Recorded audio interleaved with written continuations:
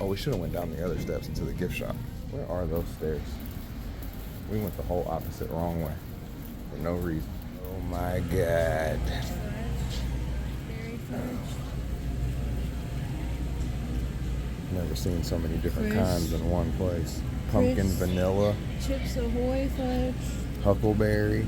Pumpkin pie. Peanut butter. I'm gonna end up buying it and I'm gonna eat a whole piece of it tonight and my stomach's gonna hurt. I can't with fudge. I'll tear that shit up.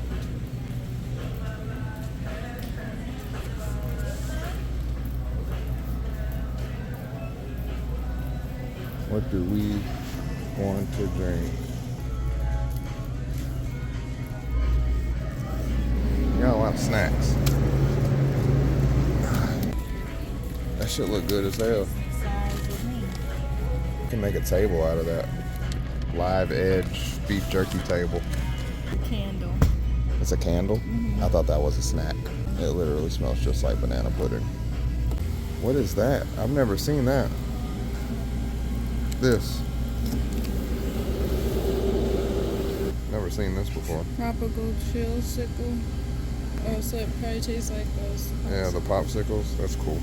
I kind of want one. I'm gonna get it. What's up, everybody? It's Lonnie. Today is December 30th, 2024. Happy New Year's. Merry Christmas to everybody who celebrates. Happy holidays if you don't. We are out here right now at Iowa 80 truck stop. Largest truck stop in the world. Showed a few clips of that earlier. I'm a owner operator. I own ProMark LLC. It's a single truck trucking company. Right now I have my truck leased on with Schneider National Carriers. I've been doing this since basically the summertime. Been running out here for 4 months now. Trying to start up a little YouTube channel, make a couple of YouTube videos, maybe just talk to some people, entertain some people, maybe inform some people. Maybe some people can inform me. Whether you're in trucking or you want to get into trucking, or you're doing one thing and you might want to do another in the industry, that sort of thing. Really just trying to get involved more so, I guess, in this YouTube community and make a little bit of content, share my story with everybody. There's probably plenty of stories I could tell already from the short amount of time I've been doing this. Like I said, I've been over the road for 4 months now in my own truck. Before that, I did about 2.5 years as a local driver. Kind of got tired of that. Always wanted to be over the road anyway, so after I got about 2.5 years of local experience, I decided to just jump out here, get my own truck, lease on with a carrier. A lot of people on the internet will say that that wasn't the way to go and that you need to have a certain amount of over-the-road experience before you start your own company or whatever.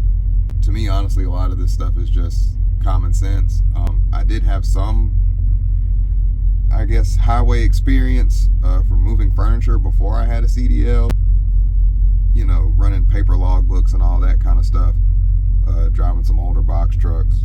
But really the main thing for me getting out here was just figuring out a load board, figuring out different times and keeping up with the ELD, because I was used to running paper logs in a box truck. And really just getting used to more of the work being mental and not so much physical for my old job. Like I said, running local, I was doing liftgate stuff, delivering beer. So lift gates, pallet jacks, hand trucks, that sort of thing. And now it's learning how to run a business, keeping up with expenses, keeping up with receipts, managing my time, keeping track of my cash flow. You know, how much money am I making per day? How much money am I making per mile? Repairs, tires. You know, in 4 short months, I'm not going to say I've had every problem there is to have, but I've had quite a few problems in the last 4 months. But now we're up here in Iowa, trying to record my first YouTube video here. Don't really know what to say. I'm just kind of gonna jump straight into how the day went and how I expect the next couple days to a week to go. Pretty much went home for Christmas.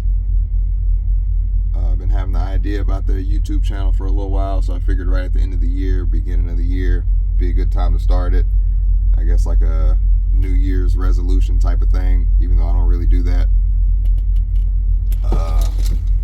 But being here, being at this truck stop, I wanted to record a lot of it, have some type of footage from my first video and all that you saw earlier. Pretty much ended up out here. We pulled a load, basically my hometown in North Carolina, delivered in Iowa City. We were supposed to be pulling a load out of Davenport, Iowa, down to Waverly, Ohio. That was kind of gonna start my week off this week. That didn't really go as planned. The one out of North Carolina, we picked it up Friday. Kind of took our time getting up here. You know, Friday to Monday load. Had plenty of time to do it over the weekend. Delivered that early Monday. Drove about an hour up the road to Davenport from Iowa City to pick up our dog food load. Like I said, just to kind of wrap up last week and get a good start this week. And we get there, and basically our load, according to their computer, didn't exist. Is basically what I gathered from it. Although I know the load exists somewhere. All y'all have in here is dog food, but essentially they didn't have our load numbers in their system. The numbers I had didn't match up. So basically what I ended up doing was calling Schneider, letting them know the deal. They asked if I wanted to come off the load, and I told them, well, wait and let me see what the deal is with the shipper and see if maybe there's some kind of error or something in their system, or maybe the load's just not ready yet, before I decide to come off of the load and miss out on that money. And the person I was in contact with at Schneider basically said, okay, well, this is going to be a customer service thing. Let me get in contact with customer service, and I'll get back to you and see what happened. So I said, okay. I was like, you know, I just want to hear from somebody before I make the final decision on coming off the load, because I kind of, you know, other than it being heavy, it was a pretty good load. Wasn't going very far. Something I could pick up Monday, deliver Tuesday, bing bang, make myself some money right at the beginning of the week. So I wait around a little bit, don't get a call back. But you know, that's how things go sometimes when you're dealing with large companies trying to communicate with each other. They have an identical load, which that was kind of the weird thing about it, because as I start looking for a replacement load out of Davenport is when I start seeing a load that matches mine, as in picking up from the same place, delivering to the same place, and the appointment times from the original load I booked were the same. But it was an unconfirmed load, so the load couldn't be booked yet. I kind of came to the conclusion that my load had been canceled and that information hadn't been communicated yet, and that the load was being rescheduled, and it was kind of in limbo on our load board and couldn't be rebooked. Hopped in the sleeper, waiting on the phone call, ended up taking a nap, woke up a few hours later, still no phone call, nothing new. So I just sent a message in, and you know, basically got taken off the load because they didn't have the load ready. And that just kind of killed my plans for the beginning of the week, especially being so close to New Year's. My plan was to try to get home for New Year's just like I did for Christmas, just so I could see my family and have dinner and everything. Dad, awesome cook, just crab legs and shrimp and all that for New Year's, so I kind of wanted to be home for that. But I guess what's really disappointing for me is I didn't act quick enough, and I should have just, when I got there and they said they didn't have the load, and I should have just immediately gotten off of this load and went with my backup plan, which is a load out of Illinois going back to North Carolina. And I could have picked it up today, delivered it tomorrow, just like the Ohio load. And it actually would have paid a little bit more. I would have made a little bit more money doing that load instead. It just would have been about 150 mile deadhead. But it being so early in the day, I've only driven, you know, about an hour or so. I've only been on the clock about 2 or 3 hours maybe. It would have been perfect. Pick up the Illinois load and just immediately start driving, get as far as I can today, and try to finish up that drive Tuesday and deliver Tuesday evening. If all went smoothly, that was the plan. But yeah, me not wanting to act too hastily and wait on my original load to come through, I kind of, you know, I just didn't want to jump the gun and get off of my load too quickly.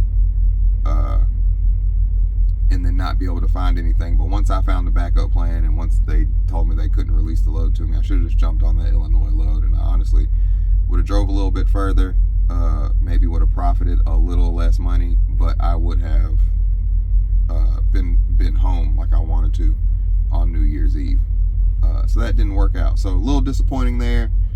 We did end up getting the Illinois load. It's just we're not gonna, obviously I'm here talking to y'all, so we're not picking that load up tonight. But first thing in the morning, we're gonna hop up, get everything together, leave Iowa, and go pick up that load, and maybe deliver that load on Wednesday evening or something like that.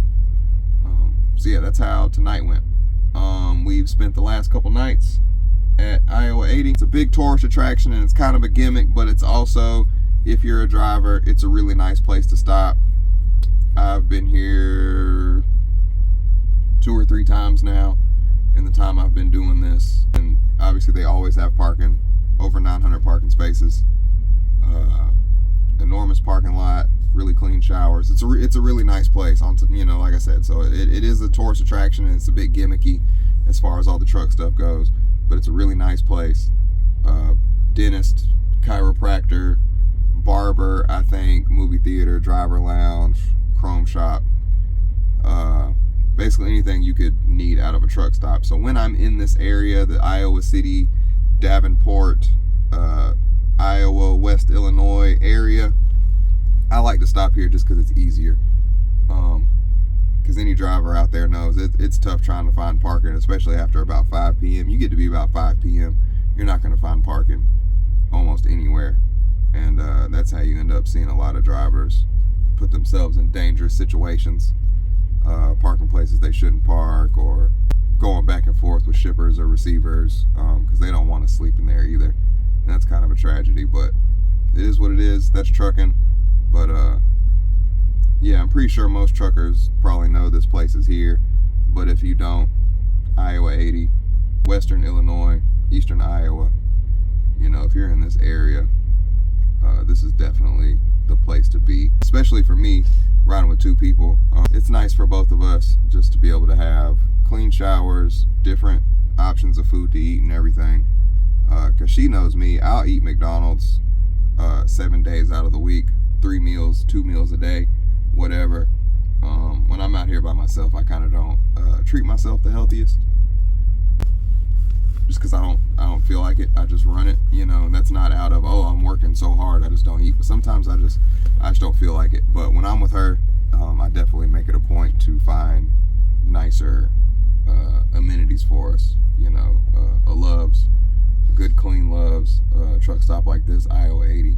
Clean places, clean showers, clean bathrooms, and this place here is about as good as you're gonna get as far as that goes. A lot of cool trucks here. Tried to show a couple clips of those. It's raining right now, so I can't really get any more clips, but a lot of cool trucks here, a lot of cool stuff to see. Living life out here on the road, pushing. I don't really know what else to talk about. All right, that might have been kind of awkward first YouTube video. I guess that's really all I got for you right now. So we will pick this up maybe tomorrow or later on in the week and give y'all another update on how it's going out here. See you. We're trying it.